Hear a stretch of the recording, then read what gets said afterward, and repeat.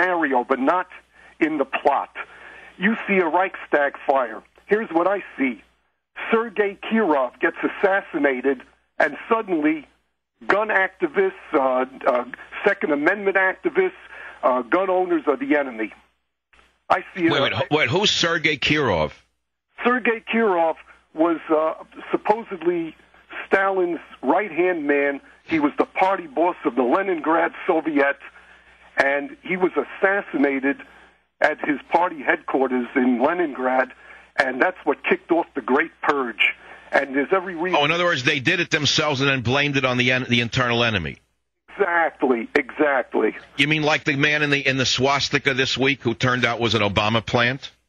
There you go. Okay, the Alinsky school of go to the meetings where Republicans speak in the 60s and cheer them on while wearing swastikas? Right. That's right. Duplicity.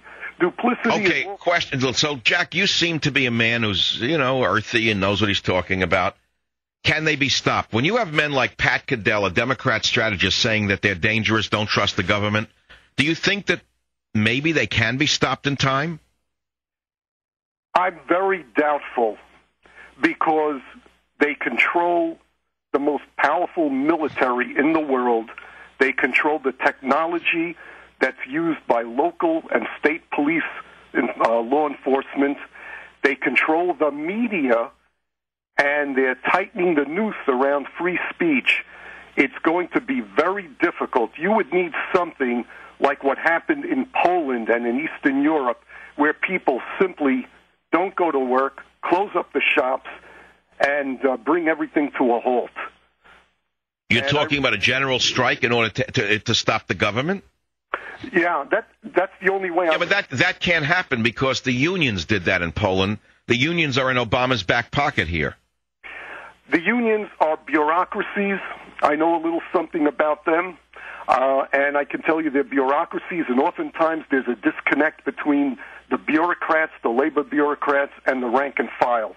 The rank and file is made up of flesh and blood American men and women, and they have... Look, I'm not a community organizer. I'm a talk show host. I don't have a party. I don't run for office. But believe me, if someone were to organize even the truckers of America to tie up every bridge and tunnel, and I'm not suggesting it because I'm not a community organizer, and block every bridge and tunnel in America until they stopped it, that would have an effect, wouldn't it? But that would take real organization, wouldn't it? Would take organization, but I really think that the alternative leaders that we need have not yet surfaced. These are going to be accomplished men and women. What about the Tea Party people? Are they anyone who could do anything here? I'm sorry, what party people? The Tea Party protesters, are they a force? Right now, they're a blip on the national radar. They're very small, they're very fragmented. There's not much communication in between the different Tea Party groups. They haven't been able to hit the power panel of the American psyche. They haven't gone from... Well, but the people who have are the town hallers. How did that happen, Jack? How did the Obamaites lose control of that? They opened it up to everyone thinking they were going to hear only good things. They opened it up, and now they're charging people $10 and $25 to try and discourage them when you and I know that it's the... Wait a minute. They're charging people to go to town hall meetings? That's right. That's right. That was on the... You mean the very same Obamacare people who want to give medical care for free to illegal aliens and not even charge them an entry fee, so to speak, $10 to go to a hospital, now want to charge for free speech? Yeah, here in Florida, it's Rob Wexler. You know, he's charging $10 if you want to go to his... Oh, well, Wexler is a real piece of work. In my day, a man like him wouldn't have been able to own a lock store. Exactly right. And Congressman Wexler in my day could not have even owned a lock store and run it right. The man couldn't have sold smoked salmon without robbing the people. Probably would have sold contaminated salmon from China. You took the words out of my mouth. A guy like the Wexler, your congressman from Florida, has always struck me as the type. He would have bought salmon on a bargain salmon, bruised salmon from China, and tainted salmon, in other words, and sold it to the delis of South Florida. And when someone died, he would have said he had nothing to do with it. That's what he strikes me as, that type of oily character. He's charging to go to a town hall meeting? That's what was reported on the news today. I was There's a liberal charging to go to a town hall meeting. I love it. That's amazing. That takes the cake. Jack, you are an educated man, and always you're going to have a platinum pass into the Savage Nation. Guys, get Jack. If Jack will give you a contact address, let's get Jack on regularly on the Savage Nation. I'll be back for a few concluding calls in this hour right here on the Savage Nation. Savage.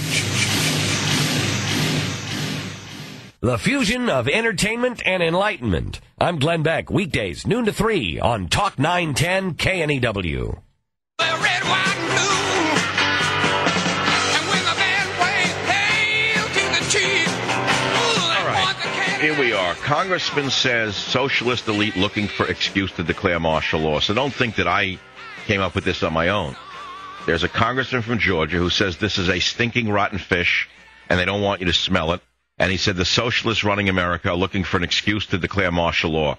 So we have at least one congressman, one out of the hundreds, who understands what's going on and is willing to say a word. That's Congressman Paul Brown, B-R-O-U-N, Republican, Athens, Georgia. And he gets standing ovations, and he doesn't charge a bagel and lox to come hear him speak. Look, let me explain something to you. What I do for a living is very stressful, and I don't really want to do it anymore, and I don't want to become the enemy of the government, but I'm doing it for a number of reasons. I am the enemy of the government. They have me targeted, and they put in motion banning me in Britain in order to silence me here, and I don't know what's coming next. I am going to stay in radio. I'm going to make this commitment right now, as I can stay right now, as I feel right now, and as far as I can think right now.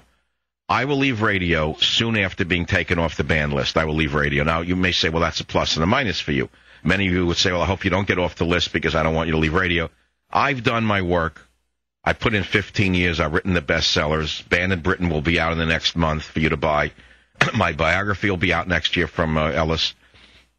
I'm making this commitment right now. The day my name is removed from that list of murderers and terrorists, and I've cleared my name, and I've gotten my satisfaction from those evildoers in England, soon thereafter I will leave radio.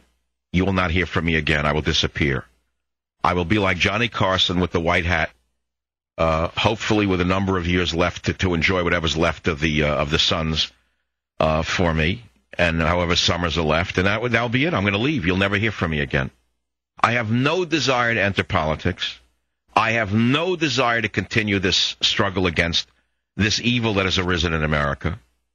I can see it as though it's a tidal wave, and I feel the tidal wave going out, and I feel it sucking us all out into the ocean. It's not yet come down upon us, trust me. Right now, it's sucking out. It's not yet come down upon us. It will. So I'm going to make that commitment again. I'm struggling through my attorneys to get my name off the list because I am a talk show host, not a murderer. I cannot believe that reporters will say that one of the men on the list is a Hamas lawmaker without referring to his crimes, where he killed 2 Jewish people, a young man and woman in their 20s, hiding from the terrorists as they broke into their house. And then they had put their little 4-year-old daughter in a crawl space. And then when the Palestinian Hamas lawmaker found the little girl after killing her parents, he smashed in her head with a rifle butt. He had been in prison in Israel. He was only released as part of a prison trade. And yet the vermin in the Associated Press, the vermin in the British media continue to call him a Hamas lawmaker while they call me a shock jock. This shows you the trouble we are in. This shows you the danger you are in. This shows you what's coming next. So again, I say this and mark it down. August 14th, 2009, Michael Savage says that soon after his name is removed from the list in England, and other conditions are met for that removal, that my name is cleared, etc., I will leave talk radio and you'll never hear from me again. I'm making that commitment right now. Write it down. It's the way it is. Everything has a span. Shows have their span. Lives have their span. Animals have their span. Humans have their span. Programs have their span. It's been 15 good years. I will be off that list within the year. By hook or by crook, whether it's through the liberals taking my name off the list from the lawsuit, or when the conservatives in England come to power, my name will be taken off that list, or by some miracle somebody in the Obama administration comes to understand that through discovery, the trail will lead back to them, and they will work to get my name off the list, and they'll never, no one will know about it. One way or the other, my name will be cleared, and soon thereafter, I will be gone. That's the way I want it. I will just read all the novels I put away for the last 30 years. I'll read all of the history I put away for the last 30 years. Or I'll do nothing. I'm capable of doing nothing. I don't know if you know that about me. I can do nothing. I'm one of the most productive people I've ever met or read about in the world. I don't know how I do it. I really don't know when it gets done. But I can also do nothing. I know how to sit in a chair and look at the sky. I can sit and listen to seals barking. I can go out on my boat and turn the engines off and watch the waves lapping at the hull as I eat an avocado sandwich. The commitment is, soon after my name is removed from the list, one